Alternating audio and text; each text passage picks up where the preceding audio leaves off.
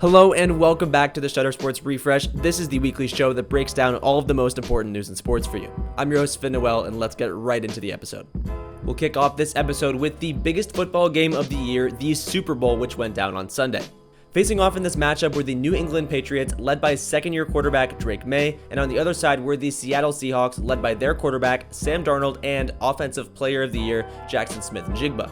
Now, both of these teams have fantastic defenses, and that really showed in the first half. Neither team could get anything going, and the only offensive production we saw was Kenneth Walker III of the Seahawks getting his team into field goal range. So the Seahawks kicked a couple field goals in the first half and took an early lead. Going into the halftime show, which was performed by Bad Bunny, the score was 9-0 Seattle. The start of the second half was just more of the same, with the Seahawks kicking more field goals. Smith-Njigba ended up leaving the game with a concussion, which ended up hurting the offensive production even more. Now finally, things turned up in the fourth quarter with both teams scoring impressive touchdowns. But the Patriots were still down because of all the field goals that Seattle had kicked, and they had to fight back fast. But Drake May just could not get it done, and he threw an interception to seal the game for the Seahawks. The final score was 29-13 as the Seattle Seahawks are the official 2026 Super Bowl champions.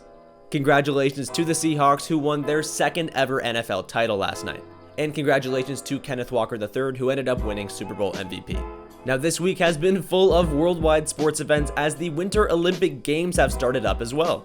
That's right, the games are going down in Italy, and let's take a quick look at the medal count as there have now been 3 days of events. Now, Norway have won the last 3 Winter Olympics and are currently on pace to win a 4th in a row. They lead all countries with 3 golds, 1 silver, and 2 bronze medals. Most of those medals came from wins in speed skating and cross-country skiing. Then sitting in second place right now, it is Switzerland, who, to no surprise, have won a bunch of medals in skiing.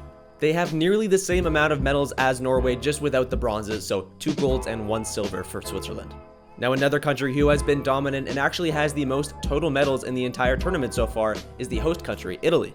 This is their 3rd time hosting the Winter Olympics, and it seems like being a host this year has really helped them. Let's see if that home court advantage can end up leading them to an Olympics win. Now, the Olympics will be on for a couple weeks now, so make sure to keep coming back to the refresh to hear about the medal count. Now, because the Winter Olympics are going down, the NHL is going to be on break for the next few weeks. So, while they're on break, let's take a look at the standings.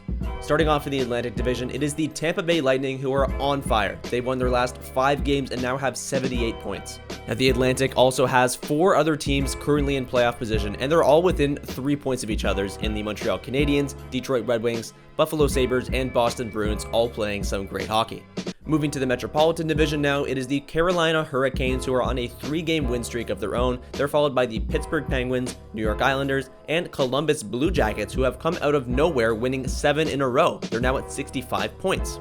Let's move over to the Western Conference now, where we have seen 3 incredible teams. Starting in the Central Division, it is the Colorado Avalanche, Minnesota Wild, and Dallas Stars that are all above 77 points.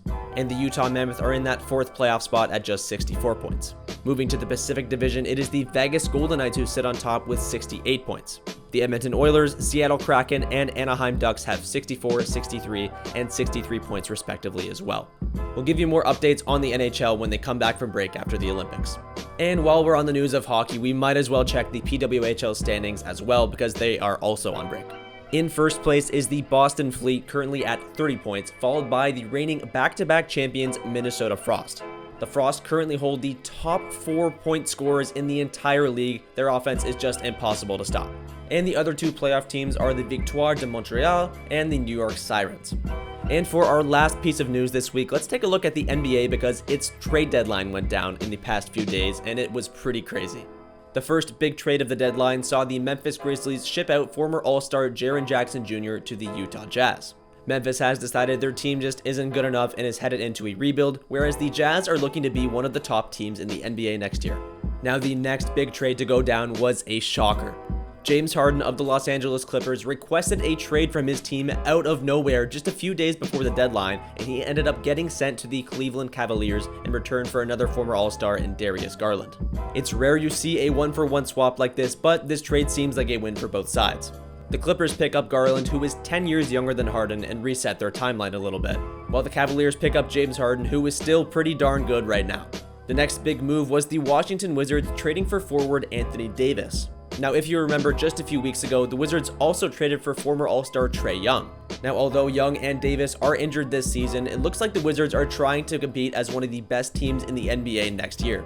And the final big move of the deadline was the Indiana Pacers acquiring center Ivica Zubac from the Los Angeles Clippers.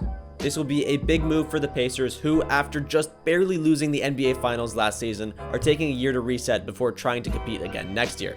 Lots of big moves happened at the NBA trade deadline, and now it is all sights on the playoffs. And that will do it for this week's episode of the Shutter Sports Refresh. I've been your host, Finn Noel, and I hope you enjoyed watching. Make sure to check me and our writer, Lucky Roberts, out on Instagram, right below my head. And make sure to check out the Shutter Sports Refresh account on Instagram, where you can see breaking news, not just weekly recaps. Thanks for watching.